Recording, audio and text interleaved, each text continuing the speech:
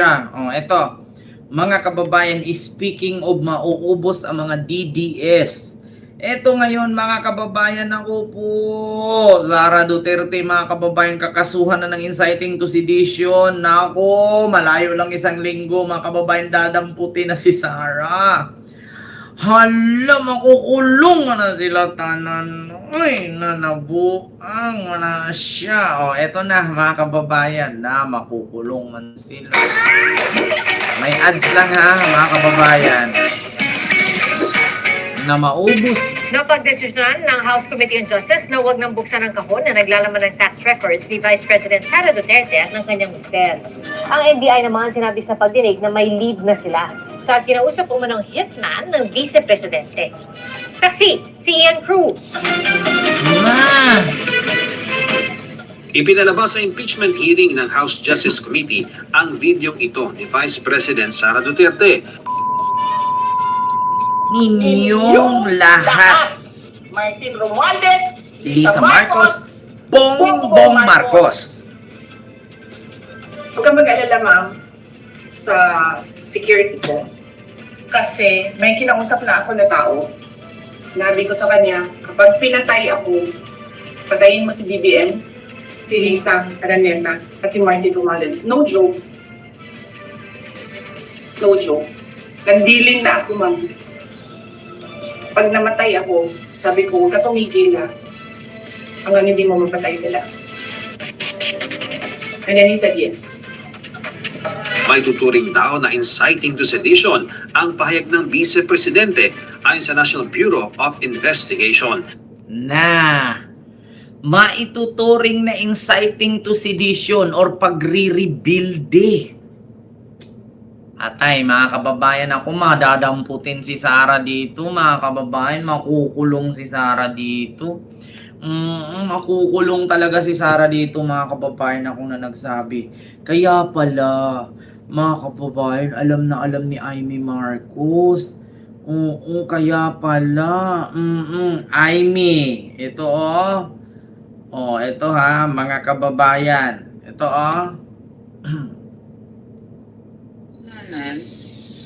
ay maraming kaso nakapila kay VP Sara, no?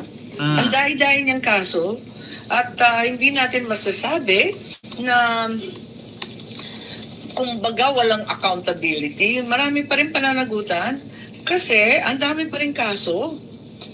Nakita naman ninyo sa COA, sa katutak pa ang kaso sa COA, disallowance regarding the confidential funds, nakatenga pa rin yan on appeal before COA Commission. May 3 petisyon tungkol sa confidential funds sa Supreme Court. So tuloy-tuloy pa rin yan. Tapos may COA proceedings sa 2023 confidential funds about OVP, pati na rin ang DepEd. So hindi kumbaga makakaligtas kung may anomalya man. Talagang maimbestigahan to ng todo-todo. Ang katotohanan ay si Amy na mismo ha. Continue.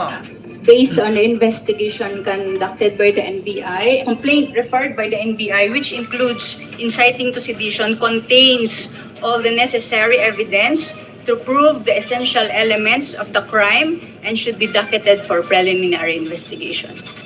May tuturing din daw na grave threats ang ginawa ng pangalawang Pangulo. Ang naging findings po ng NBI, the acts of the Vice President constitutes grave threats. Patay sa revised penal code, ang grave threats ay pagbabanta laban sa isang tao, sa kanyang dangal o ari-arian at sa kanyang pamilya. Nakitaan din daw ito ng NBI ng reasonable certainty of conviction. Sabi nga ng NBI, there is reasonable certainty of conviction against VP Sara on 1 count of inciting to sedition and 3 counts of grave threats. Kung hindi tama ang ugaling ito para sa second highest official of the land, mas lalong hindi po ito karapat-dapat para sa isang tao na nag-aambisyon na maging highest official of the land. Ang application nga namin, that is a threat. That is an actual threat to the President and to the wife and the former Speaker.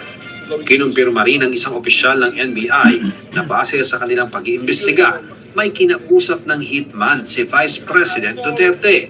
we have leads already. We have some personalities that we are surveillance at sinusundan po namin. And this is the assassin hired to kill the president, the first lady, and the former speaker, which we saw from her video. It's not been denied. Ngayon, mga kababayan, sa mga DDS na nagsabi, sasabihin nila, hindi nyo ba naiintindihan? Di ba sinabi ni Inday Sara kapag siya ay namatay? Oh, di ba ang sabi? Yan ang palusot mga kababayan ng mga DDS.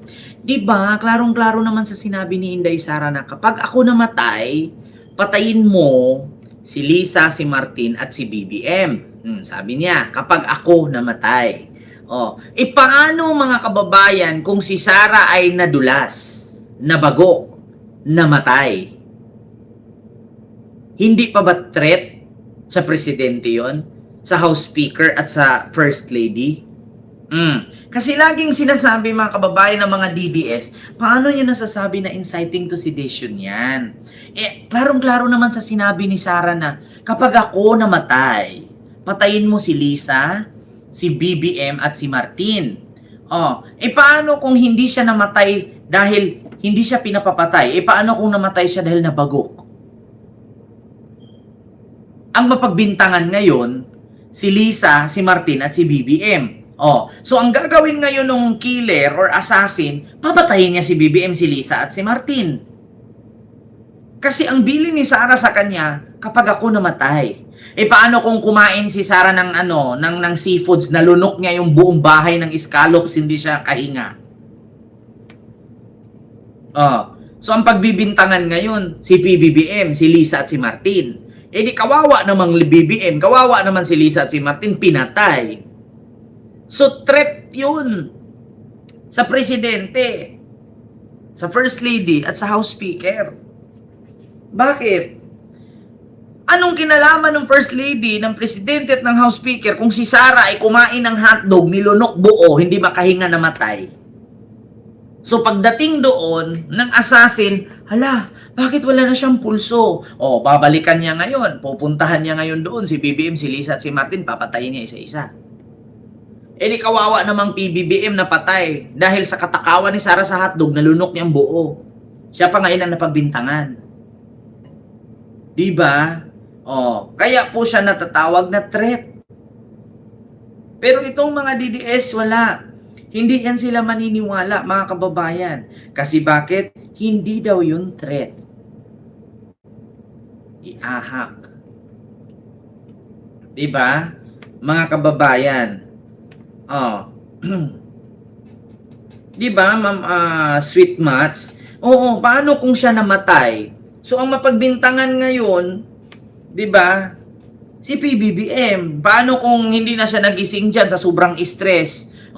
Binangungot siya. Sinakal siya ng lola niya kasi sa sobrang kasama ng ugali niya.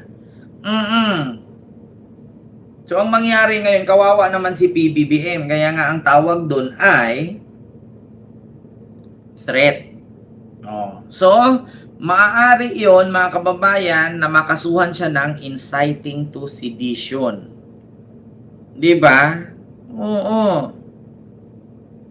Ganun yun mga kababayan. What if you died in the end? Diba? What if got crazy and died from the deepness? Kaya nga, diba, Mama Risa Sunukawa, paano kung nabaliw siya? Tapos nangingisay siya sa sobrang kabaliw niya, o ininom niya yung sunrock sa kanila, o ininom niya yung sulfur na pampatunaw sa kalawang, tapos namatay siya. Hindi ang mapagbintangan ngayon si PBBM, si Lisa at si Martin. Hindi kawawa naman si PBBM habang nagiinom ng kape na in-sniper. Kawawa naman si First Lady Lisa habang pangiti-ngiti siya dyan sa mga meeting, bigla siyang in-snipe. Kawawa naman si Martin habang namimigay ng 5,000 cash! Isang sakong bigas, 5,000 cash! In-snipe. Patay. Diba? Ay, Diyos ko. Natatawa tuloy ako sa 5,000 cash. Diba? Ganun yun mga kababayan. Kaya kawawa po yung mga taong sinabi niya.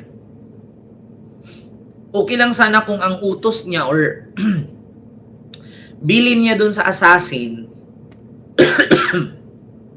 kapag ako namatay, may tamang bala, may tamang baril, yun dapat. Ang sabi lang naman niya, kapag ako namatay, patayin niya. Sisiguraduhin niyang mamatay silang lahat, sabi niya. Di ba? Ganun yun, mga kababayan. Patay ka din ha. So, yun po yun ha, mga kababayan. Klarong-klaro. Inciting to sedition na kaso ni Sara. Nako, dadamputin si Sara dito, mga kababayan. Bigla-bigla siyang dadamputin yan. Kasi nga, threat yan eh. Maituturing na inciting to sedition, may lead na raw sa hitman na kinausap umano ng Vice Presidente na patayin si BBM, si Lisa at si Martin. Diba? Oh.